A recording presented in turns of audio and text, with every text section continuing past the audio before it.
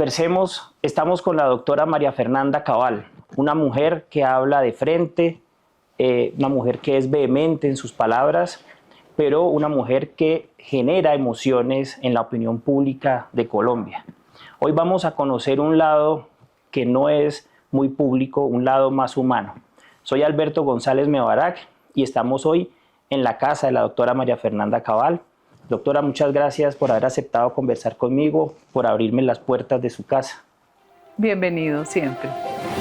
Bueno, quiero comenzar preguntándote por algo sencillo. ¿Por qué ciencia política? ¿Qué te motivó a estudiar ciencia política? Porque desde pequeña sentí una inclinación por conocer quiénes eran los gobernantes, quién era el alcalde. En Cali hubo un alcalde que nos marcó mucho, que fue Rodrigo Escobar Navia, con Cali limpia, y el deseo de un buen gobierno. Yo recuerdo, y lo he contado en varias ocasiones, que chiquita me tocó la elección de Belisario Betancur contra Alfonso López Miquelsen.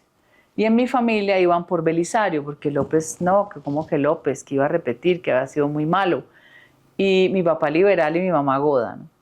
Y me acuerdo que era radio, los comicios se escuchaban en el radio. Yo me quedé hasta las 2 de la mañana siendo muy jovencita, era una niña. Y ganó Belisario y me fui al cuarto de mis papás a contarles que había ganado, quería contar eso. Entonces siempre era la emoción y la ilusión de que ganara alguien bueno que ayudara a la comunidad. Empecé ciencia política porque era una idea de tener un conocimiento más profundo frente a ese ejercicio de la política y la política como ciencia.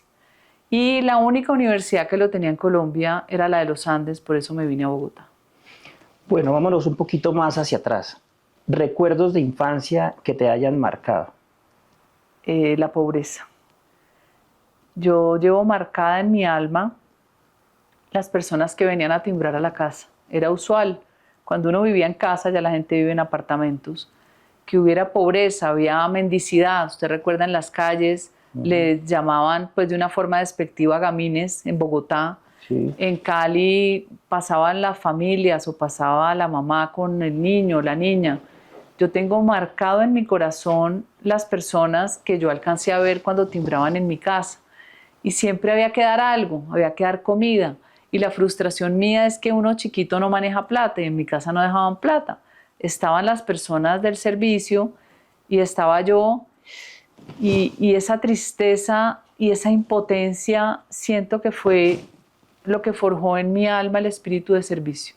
Yo tengo la necesidad de ayudar para sentir que estoy haciendo un ejercicio en mi vida, que la vida de uno no puede pasar como si nada, porque además se va muy rápido y lo único de lo que tenemos certeza es de la muerte.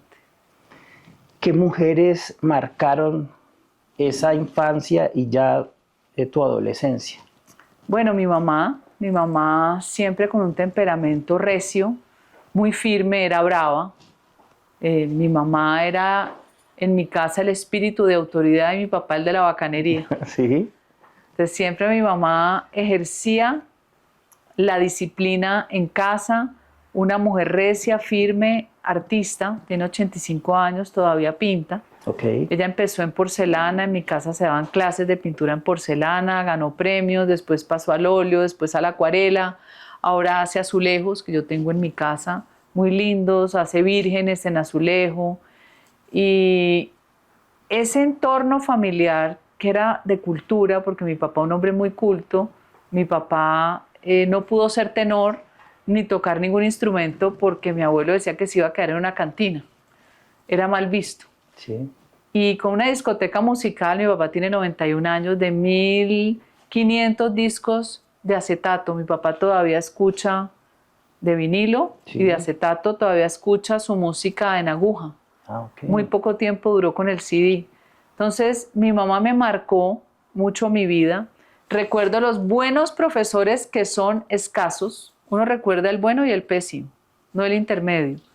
Recuerdo una profesora que se llamaba Gloria en tercero de primaria, que empezó a generar esa afinidad de medio complicidad que uno tanto necesitaba, y menos regaño y más cariño y más complicidades.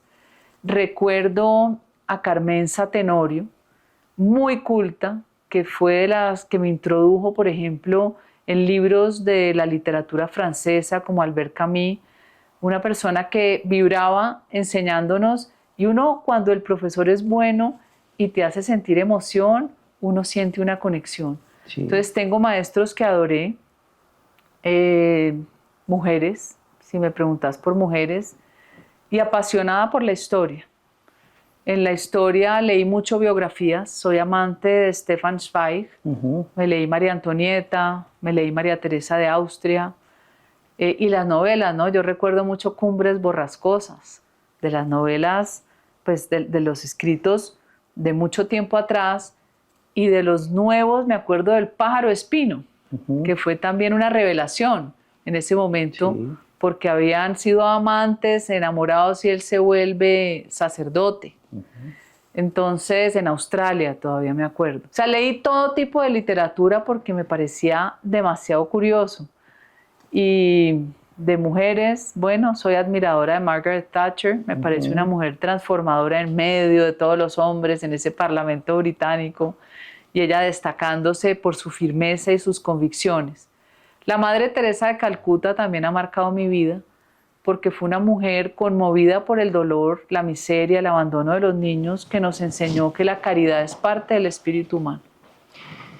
Doctora, bueno, ya entrándonos un poquito al tema de literatura, vamos a hacer un ejercicio, nunca lo he hecho en los podcasts, pero vamos a hablar de Sócrates, ¿sí? Y después continuamos. Resulta que Sócrates hablaba de un tema que se llamaba parir ideas, ¿sí? Y le voy a sacar una sonrisa con este ejercicio, vamos a ver si nos sale. Si no nos sale, podemos borrar y continuamos. Sí. Resulta y pasa que, empecemos con el ejercicio y después explicamos y te pregunto. Resulta que existe la baraja francesa, tú la conoces, existen 4 palos, picas, corazones, diamantes y tréboles. De esos, escoge 2. Escojo las picas y los corazones. Entre las picas y los corazones, ¿con cuál te quedas? Con los corazones. Listo, ahora viene la carta de 2 a 10. Escoge 5 números de 2 a 10.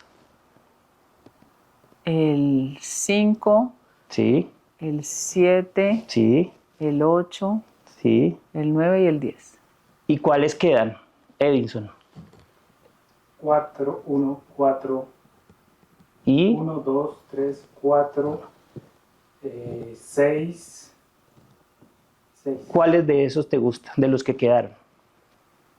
Escoge 3. 1, 3, No. 1 al 4. 1 al 4. 1, 2, 3, 4 y 6. El 3. El 3. Entonces teníamos corazones y 3. O sea, tenemos un 3 de corazones. Si le saco la sonrisa, Ay, no puede ser. Magia. no, eso no es magia. Resulta que eso es un método que se llama mayéutica de Sócrates. Resulta que eso es parir ideas, y resulta que, claro, Sócrates decía, yo no enseño verdades, yo enseño ideas, y a mis alumnos los llevo a que ellos o me digan lo que yo quiero decir o tengan que innovar con sus ideas. Entonces la pregunta es, ¿qué idea le gustaría a usted, doctora María Fernanda, por la que la gente quiera que la recuerde? ¿Con qué idea de Sócrates quisiera usted ser recordada? ¿Con qué idea quisiera ser recordada? Quisiera ser recordada como una mujer con un inmenso sentido común, que es el menos común de los sentidos, entendiendo que la lógica es una. Sí. Que no todo es susceptible de la creación mental, que es lo que nos ha llevado hoy a tener un mundo completamente pervertido, donde la mente no tiene límites, donde lo anormal es normal. Yo quisiera volver a lo básico, a los principios, a lo elemental. Cuando usted habla de los 10 mandamientos, usted dice, nos hubiéramos ahorrado tantas leyes cumpliendo los 10 mandamientos. Me gusta lo simple, profundo, y que al final tenga grandeza, tenga corazón. Exactamente, por eso la escogiste. Ahora, ¿a qué persona pondrías a parir ideas? De tu familia, de la vida política, no sé, ¿a quién dirías tú? voy a poner a parir ideas a este sujeto, a esta persona, a mi hijo, digamos con el ejercicio que hicimos. Bueno, son tan diversas las personalidades en la misma familia, controversiales unas veces hasta que maduran, ¿no? Maduran y ya como que viene un remanso. Pondría a parir ideas a mi hijo Juan José. ¿Sí? ¿Y por qué? ¿Qué le dirías? Porque él ha sido irreverente, pero finalmente él es conservador, con una cultura muy profunda, además adquirida sobre todo a motu propio, después con la lectura a través del derecho que ha sido su pasión.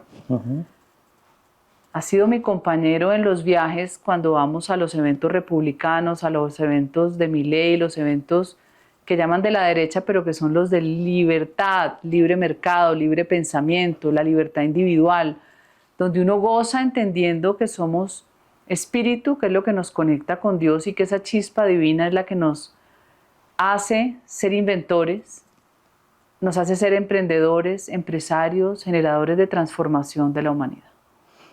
Hay un autor que escuché que te gustaba mucho que es Alejo Carpentier. Me fascina. ¿Cierto?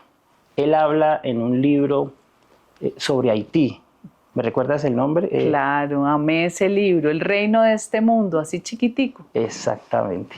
Y en ese libro, él habla de que ese poder se corrompe independientemente de quién ejerza el poder, ¿cierto? Pero claro, porque él habla de la primera revolución que hay en América Latina, que es la de Haití contra la dominación colonial francesa y que fue pues prácticamente una revolución sangrienta. Y entonces cuando suben los negros al poder, que ellos decían, sí, ya sacamos a estos tiranos blancos, sube uno que termina siendo una porquería, igual o peor que lo que había. Y lo más hermoso es que todo es visto a través de los ojos de Tino El, que es un hombre humilde que mira, que observa, y su observación hace una reflexión sobre el ego, la vanidad y la naturaleza que ejerce el poder en el ser humano, que es corromperlo. ¿Y tú crees, con base en eso, que el ser humano está condenado a repetir sus propios errores o hay alguna forma de romper esas cadenas? Claro que se rompe con la generación de conciencia. Okay. La oscuridad es el anticipo de la luz. A veces cuando yo leo, porque leo por inquietud, me he aproximado a distintas religiones para entender por qué pensaban unas culturas A, B o C.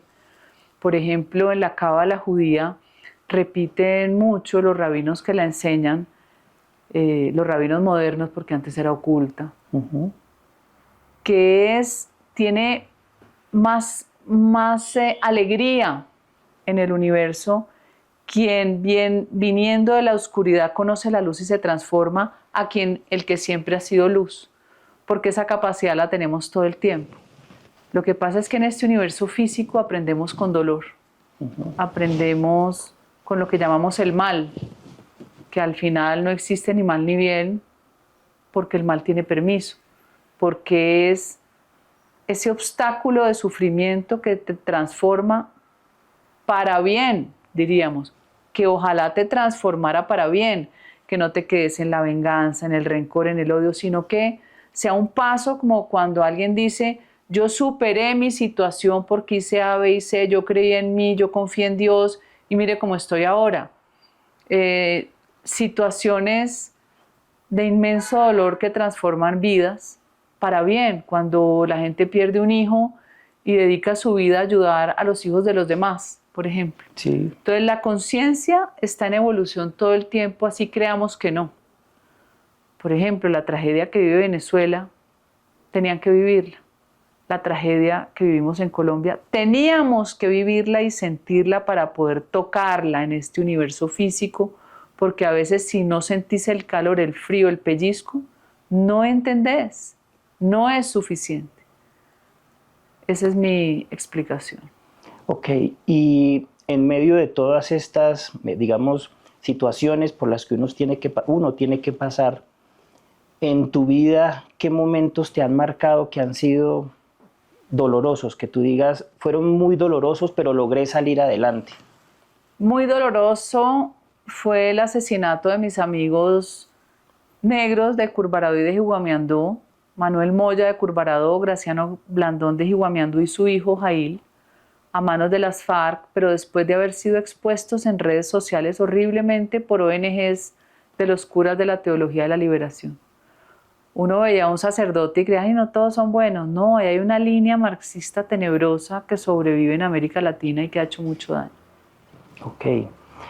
Hablemos de tu familia. ¿Cuántos hijos tienes? Tengo 4 hijos, 2 mujeres y 2 hombres. ¿Abogados? Solo uno, el menor. El menor, del que hablaste ahorita. Sí.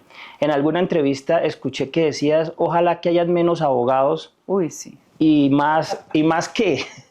Más ingenieros, Sí. más economistas, más contadores, más números. Yo sé que el estudio de las ciencias sociales son importantes, pero también es una forma de ejercer un control ideológico sobre muchas personas, dejándolas sin recursos, quiere decir sin el conocimiento de la economía, que es vida. Uh-huh. Y yo estoy convencida que este país se transforma si, solo si usted en el pensum escolar y universitario obliga a enseñar principios básicos de economía y de economía financiera. Cuando uno entiende los números, ¿cómo es el presupuesto de una casa? Decía Margaret Thatcher, es igual al presupuesto del Estado. No me puedo gastar más de lo que tengo. Tengo que ser racional en el gasto. Tengo que tener respeto por el dinero privado y público. Entonces, cuando usted le da herramientas al niño, incluso símbolos que se perdieron, como cuando te regalaban el marranito para ahorrar. Sí, claro. Y uno guardaba monedas todo el año y la felicidad era romper y contar cuánto había. Claro. Ese marrano significa ahorro. Y el ahorro es riqueza. El concepto de la riqueza se crea con ejercicios simples, como ahorrar con un marranito. Y ahí vas viendo cómo es la economía que es parte de tu existencia y no es ajena. Nosotros pensamos que es por allá, uy no, y esas teorías económicas, que también hay un poco de locos economistas y que se volvieron mamertos. Bueno, sí, también. Por favor, y los mamertos se ganan los Nobel. No, me encanta von Mises, me encanta Rothbard, me encanta Milley, me encantan los libertarios porque, repito, no es el colectivo el que genera el invento, es la chispa en la mente de un individuo que su espíritu se conecta con la invención, que se conecta con la creación o la transformación para crear algo nuevo. Y yo soy fascinada, por ejemplo, con la vida de Thomas Edison. En el bombillo. Sí, y claro. que cuántas patentes generó Edison. Soy fascinada con Steve Jobs. Cómo transformaron la civilización humana. Cómo tú no puedes vivir sin un celular. Puedes vivir sin tu mujer, pero sin el celular, no. Eso sobre Steve Jobs, estaba leyendo un libro de las personas que hacen estas conversaciones en TED, ¿sí? Y contaban cómo él pudo superar esa timidez porque él no era capaz de dar sus exposiciones en público, le costó mucho, hasta después de 10 años lo logró.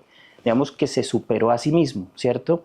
¿Tú has sentido eso en algún momento de tu vida que te ha tocado, bueno, este es mi reto y lo logré superar? ¿Ese es un reto personal? Pero por supuesto, hablar en público me aterrorizaba. El corazón me latía.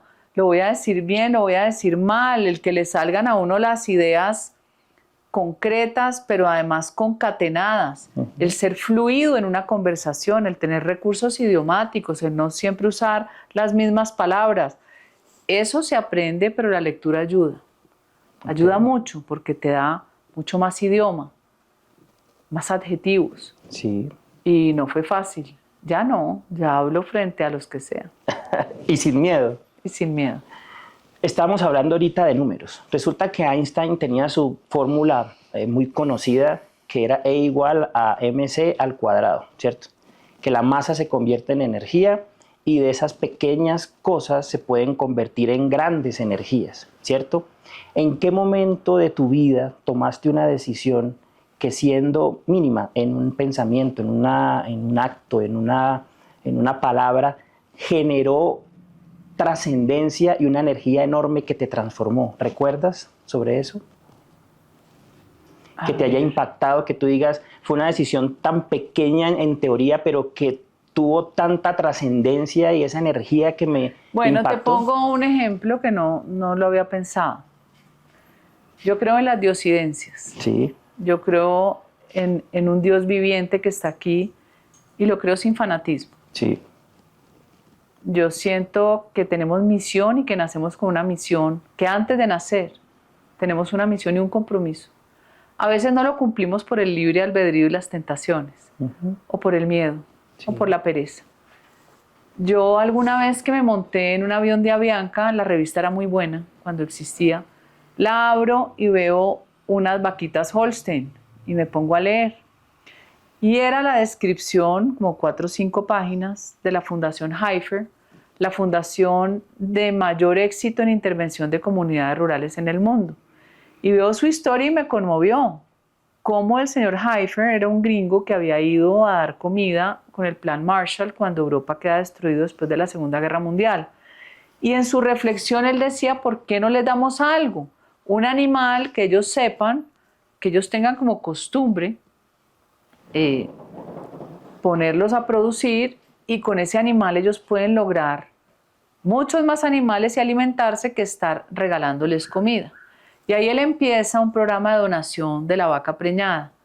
Hay otras comunidades que reciben el cabrito, hay otras, depende de su tradición. Y yo dije, bueno, aquí con Fedegan, ¿cómo no hacemos un programa para extenderle la mano a ese campesino de Colombia que es tan pobre, que no tiene bienes públicos, que es abandonado por el Estado? Una vaca para una familia pobre, nunca van a tener la plata para comprarla, y si tuvieron una y se les murió, no tienen cómo reemplazarla. Una vaquita es la proteína para el cerebro de sus hijos, para hacer quesos, y si la familia es juiciosa, pues empiezan a tener más. Y convencí a José Félix. Y yo al inicio decía, bueno, pues 40 vaquitas, 50. Empezamos a crear una cena gourmet invitando a toda la sociedad urbana que quiere ayudar al campo y no sabe cómo, invitando a los ganaderos a que fueran generosos, porque tienen fama de tacañones, ¿no? sí. Sean generosos. ¿Qué les cuesta dar una vaquita preñada?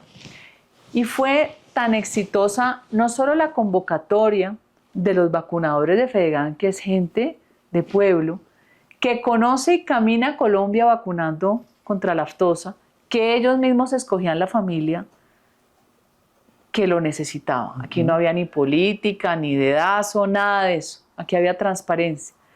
Y organizando la cena, se empezó a crecer, y a crecer, y a crecer, y a crecer. Y yo muerta del susto ese día en el Club El Nogal, no cabían las sillas, hubo que poner mesas afuera, hubo gente que se molestó por estar afuera.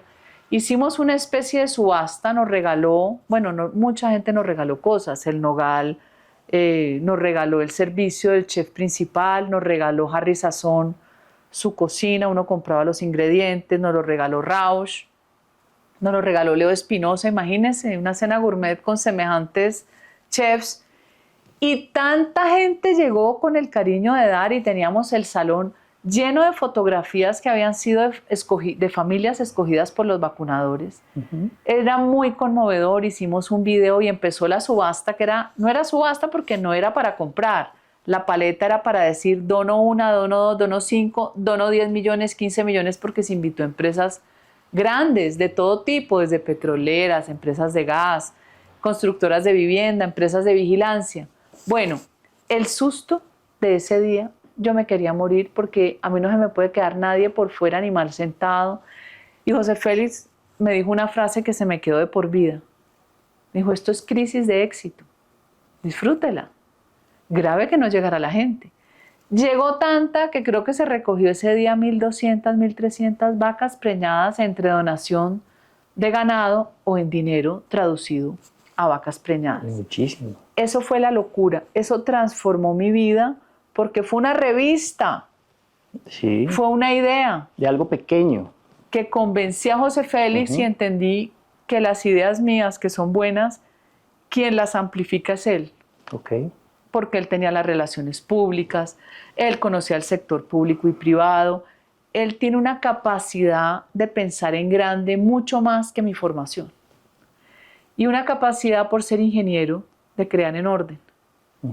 Por eso es tan importante la matemática. Sí. No el humanismo que cree en que el paraíso es el socialismo, porque vamos a vivir todos bien, pero bien pobres, por ejemplo. Doctora, escuché que también te gusta Juan Rulfo, ¿cierto? Uy, qué locura esa. A mí me encanta la forma de fantasear en libros y en cuentos que me obligan a prestar atención. Porque así como Alejo Carpentier juega con el tiempo, Juan Rulfo lo hacía. Jugar con el tiempo, por ejemplo, Pedro Páramo, donde te Sí. descuides te perdés en el libro. Sí, totalmente se pierde. Qué fascinación, Juan Rulfo. Me lo he vuelto a leer, me lo he gozado. Y él dice en el libro que hay momentos en que uno debe guardar silencio, ¿cierto? Porque la calma del silencio y la mente puede ser más poderosa que dar unos discursos muy grandes. ¿En qué momento has preferido guardar silencio y calma a dar discursos poderosos? Muchas veces, muchas veces. No todo el tiempo se puede estar hablando. Uno cree que hablando mucho la gente lo va a entender. A veces el silencio comunica. Y son los momentos donde uno debe callar o donde uno debe participar. Hay momentos donde uno dice, no, aquí no es conveniente, no se debe. Además, el silencio es retador, ¿no? Porque la mente loca lo obliga a uno a intentar acallarla. Por eso la meditación es tan difícil. Exacto. Que se tiene que hacer para volver la costumbre. No es fácil. Yo lo hacía antes con más frecuencia, ahora me pierdo. Pero nunca dejo de orar, porque yo sí creo que la oración con fe es jalar la luz que la tenemos gratis en el cielo. Qué bonita frase. En todo este camino político que has tenido, ¿qué anécdota tienes muy presente con la comunidad? Que tú digas, me pasó esto en Cali o en Santander. ¿Tienes alguna que puedas contarnos? Ay, es que he caminado tanto, pero no solo ahora, he caminado desde hace mucho tiempo atrás. He caminado tanto. A ver, tengo una anécdota muy chistosa una vez que nos fuimos a rezar una amiga y yo de la Universidad Chiquinquirá. Y nos fuimos y la Virgen y tenían una santa que sacan ellos mucho, se me olvida el nombre hasta ahora, y nos parecía divertida la figura porque le habían puesto una peluca y, pues la llevaban cargada, pues la peluca se iba moviendo en la medida en que iba la procesión, ¿no? Y nos fuimos a la plaza a almorzar y empezamos a decirle a las cocineras de la plaza, queremos un sancocho de gallina campesina, y voltea una y dice, señora, aquí las únicas campesinas somos nosotros. O sea, las gallinas las compraban en el mercado. Doctora, ¿cuál es la visión que tienes del país actualmente? Ay, me da un pesar. Es como cuando uno hereda un buen negocio que tiene deficiencias, pero corrigiéndolo, sube. Y en vez de cuidar la herencia, lo que hicimos fue que la dilapidamos. Entonces usted se dedica a rumbear, el hermano va y se gasta un billete, dice que estudiando y no estudia, dirige la empresa el más vago, que incluso si tenés antecedentes, entonces te nombran más rápido, y vas a la vuelta y todo el esfuerzo de tus papás, de tus abuelos, de tus bisabuelos se perdió. Yo siento que estamos en manos de personajes incompetentes para crear riqueza, pero profundamente malignos en su alma, que no sienten remordimiento por la destrucción, por ejemplo, del sistema de salud. No sienten ningún remordimiento por el abandono de la ruralidad a manos del crimen. No sienten ningún remordimiento en hacer negocios con el pacto de la picota para hacerse elegir y para hacerle promesas y quedarle mal a todo el mundo, porque hasta a ellos, hasta a estos personajes les quedó mal. Uno diría, uno puede ser audaz en una política de negociación, incluso con personajes así, porque todo el bandido está esperando salir de la cárcel, no le importa entregar parte de su plata. Yo digo, puede haber una negociación con límites, pero cualquier negociación de narcotráfico, gústenos o no, tiene que tener de alguna manera el visto bueno de Estados Unidos, porque dependemos en un 40% de nuestras exportaciones y el apoyo que nos dan para enfrentar el terrorismo. Entonces, se perdieron 4 años de destrucción de riqueza y de un país que en el 2002 era un estado fallido, que Uribe nos enseñó que sí podía haber patria. El mejor ejemplo es cómo el ingreso per cápita por habitante casi se triplica en los 8 años de Uribe. Y cómo después de Uribe hasta la fecha, apenas el ingreso per cápita se ha incrementado en 6.6%. O sea, la política de austeridad en el gasto, de reducción del Estado, de liberación de cargas tributarias, de darle al sector hotelero todas las exenciones para que creciera y generara empleo, de darle posibilidades a las subastas energéticas para que viniera el capital extranjero no solo para producir, sino para distribuir energía y que trajo 160 billones de pesos. Es lo que ha hecho que Colombia no se apague mientras la mitad de América Latina se apaga. Un presidente que le cabe el país en la cabeza y que entiende el Estado y que derrotó a las guerrillas, así inventen que no. Eran harapientos las FARC y el ELN, hasta que llegó Santos. Se le entregó la herencia a quien no debía tenerla. Y nos hizo firmar un acuerdo donde arrodilló el Estado a la criminalidad. Consecuencias: 300.000 hectáreas de coca, 800 grupos ilegales, 600 municipios en jaque. Sí, desafortunado. Doctora, muchas mujeres te siguen, muchas mujeres te admiran, ¿cierto? Muchas mujeres padecen el acoso, el machismo, ¿cierto? ¿Qué les dices a esas mujeres, María Fernanda Cabal, con esa tenacidad, con esa, digamos que con esa entereza, que ha sufrido el machismo y cómo lo ha superado? ¿Cómo has hecho? ¿Qué le puedes decir a esas mujeres? Lo que pasa es que los hombres nos tienen miedo y nos han tenido miedo a lo largo de la historia de la civilización humana. Entonces han inventado toda clase de mitos de las brujas, entonces quemaban a las pobres mujeres. O sea, todo es un temor porque la fuerza de la mujer es de transformación.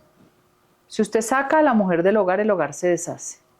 La única forma en que un hombre afinque sus planes de crecimiento económico en familia es cuando la mujer recoge y siembra. Es su coequipera. Y yo siempre digo que el milagro de llevar vida en el vientre, que es la experiencia de mayor regocijo que yo he experimentado en mi vida, casi una experiencia mística, y el milagro de dar a luz nos pone en una situación de poder muy grande. Por eso el miedo. Por eso siempre han querido aplacarnos. Pero hay que saberlo manejar con sentido común también y con inteligencia emocional. Hay hombres que son muy básicos, muy elementales. A mí me ha tocado sacar el quite muchas veces. Y ese sacar el quite, de alguna manera, empieza a generar una barrera de respeto. Uno tiene que ser consciente que hay quienes abusan de su poder, quienes abusan de su jerarquía, quienes quieren someternos, pero al final, toda esa sensación de un hombre que cree que domina, acosando a una mujer, es exactamente lo contrario, es el miedo a enfrentarnos. A veces terminan siendo tan grotescos sin necesidad de serlo. Y es parte de los conflictos del ser humano. Hoy es una sociedad mucho más liberal, con menos restricciones. ¿Y qué fenómenos ve uno? Pederastia, abuso de menores. Pero por Dios, si hoy es mucho más fácil acceder a tus deseos con adultos, ¿por qué tenés que irte a una posición donde al que vas a vulnerar no tiene quien lo defienda? Entonces, ese es un problema de la conducta humana y de sociedades o que no educan en valores, o que aún educando no castigan, o que no educan y no castigan. Y el castigo, que no se resuelve con todas estas nuevas formas del derecho, con la justicia transicional, que es una claudicación del Estado de Derecho, porque la justicia ordinaria solo existe para el bobo, para el que se porta bien y de pronto se pasó el semáforo, pero no para el verdadero bandido, va dejando un sinsabor en la sociedad de que es mejor ser ilegal, es mejor ser criminal que portarse bien. Y el mal ejemplo, al final, pesa más que un buen discurso. Doctora, ¿por qué quiere ser presidente de Colombia? Es una pregunta que yo creo que es obligada, además que tienes todo el perfil y toda la experiencia. Entonces, ¿por qué quiere ser presidente? Porque conozco Colombia, porque tengo la madurez y la edad, y porque siento un inmenso deseo de servir para transformar un país. La gente se merece vivir mejor que como vive hoy. Muchas gracias por haber conversado conmigo. Muchas gracias por haberme escuchado, por haber mostrado esa parte literaria, humana, por mostrarnos realmente esa María Fernanda Cabal que tiene que estar dando sus discursos vehementes en una sociedad donde se requiere muchas veces, pero que detrás de ello hay una mujer muy sensible, una mujer carismática, una mujer intelectual, es una mujer muy preparada. Muchísimas gracias por abrirme las puertas de tu casa. Gracias, siempre bienvenido. Y entendamos nuevamente lo que te dije al principio. La vida es corta. Es más fácil ser bueno que ser malo. Y al final todos nos vamos a morir. Todos. Blancos, negros, gordos, flacos. Y no nos llevamos nada. Ese es el mejor ejemplo. Muchas gracias, doctora. Eso es todo por hoy. Nos vemos luego en Conversemos. ¿Te gustó? Chévere. ¿Sí? Sí. Vas a ver que es el que más reproducciones va a tener.